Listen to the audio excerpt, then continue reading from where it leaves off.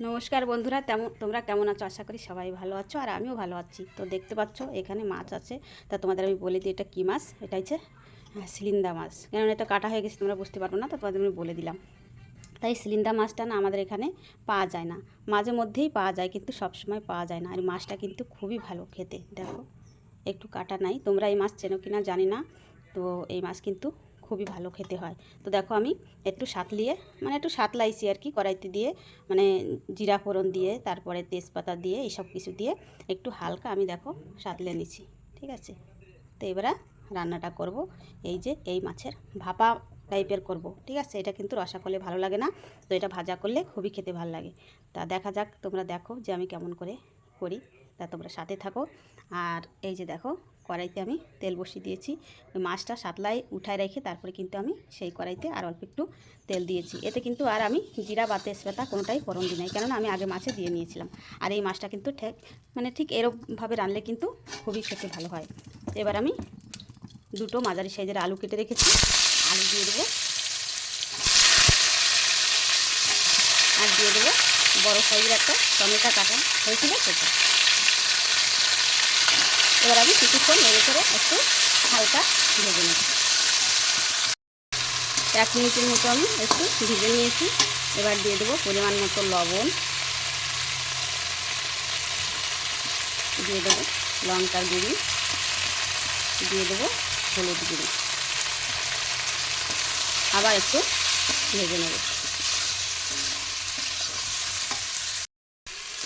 এই যে ভাজা হয়ে গেছে, এবার কিন্তু কড়াইতে লেগে যাচ্ছে। এবার দিয়ে দেবো জল।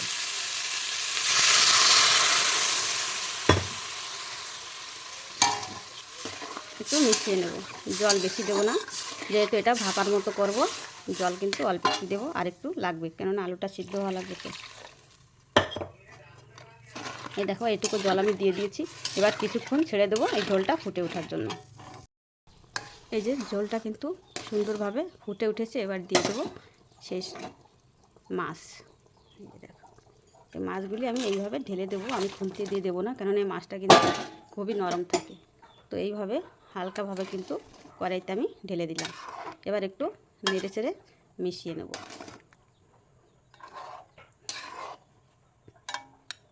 বেশি আমি মেশাতে যাব না, তাহলে কিন্তু ভেঙে যাবে। তো একটু অল্প হালকাভাবে মিশিয়ে আমি ঢাকাটা দিয়ে দেবো। তো ফিরে আসছি 5 মিনিট পর। তরকারিটা কিন্তু আমি বসিয়ে দিয়েছি, তারপরে আরেক পাশে একটা তাওয়া বসিয়ে দিলাম। এবার আমি যে মশলাটা দেবো সেটাই ভাজবো। দেখো দিয়ে দিয়েছি গোটা জিরা, দিয়ে দিলাম কয়েকটা বাদামের দানা, আর দিয়ে দেবো এই যে কয়টা হাফ চামচের মতো সরিষা। এবার একটু নেড়ে চেড়ে এটা ভেজে নেব। শুধু এই মশলাটাই পড়বে কিন্তু এই মাছের তরকারিতে। তো এইভাবে কিছুক্ষণ নেড়ে চেড়ে ভেজে নেব। ফিরে এলাম 5 মিনিট পর। তো আমি এখন ঢাকনাটা তুলব।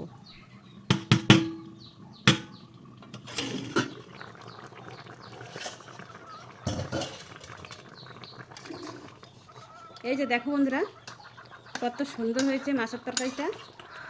এই দেখো, আর কত তাড়াতাড়ি হয়ে গেছে। তারপরে এই যে দেখো আমি সরষে জিরে আর বাদাম ভাজে তারপরে বেটে রাখছি। এই যে পুরো জল দিই নাই কিন্তু, পাউডার। তো জল দিয়েও বাটলে অসুবিধা নাই, তো আমি জল দিই নাই, পাউডার বানিয়ে গ্রাইন্ডারে বেটে নিয়েছি। তো এবার এই মশলাটাই কিন্তু দিয়ে দেবো। আর বাদামটা না দিলেও হবে, বাদাম আমার ঘরে ছিল যেহেতু আমি দিয়ে দিলাম, আরও টেস্টটা বেশি হবে তার জন্য দিলাম। তো না দিলেও কিন্তু কিছু অসুবিধা নেই। একটু নেড়ে চেড়ে মিশিয়ে দেবো। এই দেখো এই রান্নাটা কিন্তু এইভাবে করলেই খেতে কিন্তু বেশি ভালো হয়। এই যে ঝোলটা দেখো কত সুন্দর, মানে একটা ঘন টাইপের হয়েছে। তো আর বেশি যদি জল দেওয়া হয়, বেশি ঝোল ঝোল বানালে কিন্তু খেতে একদমই ভালো হয় না। ঠিক এই সিলিন্দা মাছ এইভাবে রান্না করলে খেতে কিন্তু অসাধারণ হয়। তো আমার রান্নাটা হয়ে গেছে, এবার আমি তুলে নেব। তোমরাও বন্ধুরা এইভাবে ঘরে সিলিন্দা মাছ যদি পাও, এইভাবে রান্না করে একবার হলেও খেয়ে দেখো, খেতে কিন্তু খুবই ভালো হয়ে গেছে। এবার আমি তুলে নেব। তা বন্ধুরা দেখো, এই যে আমি মাছের তরকারিটা তুলে নিয়ে এসেছি। এই যে তোমাদের দেখাচ্ছি, তোমরা দেখেই বুঝতে পারছো যে কতটাই লোভনীয় হয়েছে।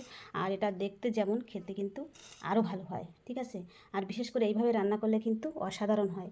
তো এটা কিন্তু না ভেজেও কিন্তু রান্না করা যেত, মানে এই যে সাতলিয়ে নিয়েছি আমি যেমন।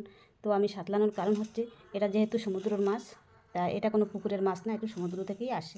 তো একটু সাতলায় নিলে কি হয়, গরম করে নিলে যা কি মাছের যেই আলাদা ঘ্রাণটা থাকে বরফের, সেটা কিন্তু আর থাকে না। তার জন্য কিন্তু আমি এই মাছটা রান্না করলে এইভাবেই সবসময় রান্না করি, আর খেতে কিন্তু অসাধারণ হয় বন্ধুরা।